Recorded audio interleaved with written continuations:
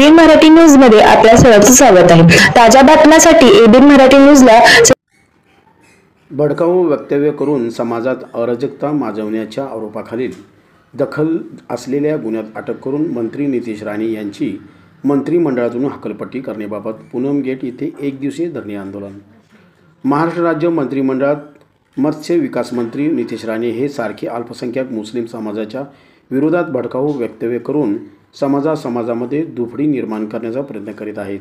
अशी बेताल वक्तव्य करून समाजातील लोकांच्या भावना भडकवणाऱ्या मंत्री नितेश राणे यांची मंत्रिमंडळातून हकालपट्टी करून त्यांना समाजात अराजकता माजवण्याच्या आरोपाखालील दाखल असलेल्या गुन्ह्यात अटक करावी या मागणीसाठी माजी महापौर ॲडव्होकेट UN बेरिया यांनी धरणे आंदोलन पूनम गेट येथे केले। यावेळी समाजातील सर्व जाती धर्माचे लोक या आंदोलनात सहभागी झाल्याचे दिसून आले।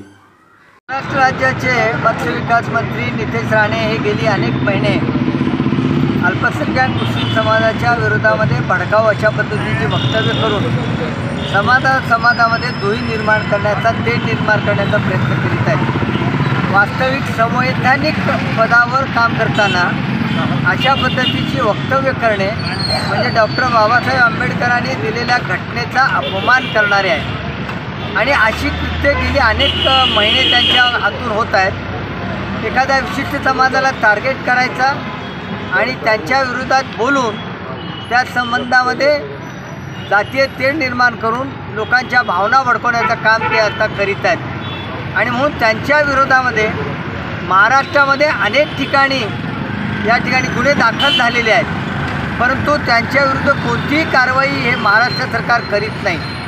म्हणून आमची मागणी आहे, आज आम्ही या ठिकाणी धरणे आंदोलन करीत आहोत। त्यांच्या विरोधामध्ये त्यांना अटक व्हावी, त्यांच्याविरुद्ध झालेल्या गुन्ह्यामध्ये त्यांच्याविरुद्ध कारवाई व्हावी आणि त्यांची तातडीने महाराष्ट्राच्या मंत्रिमंडळातून हकालपट्टी करावी अशा तऱ्हेची आमची मागणी आहे।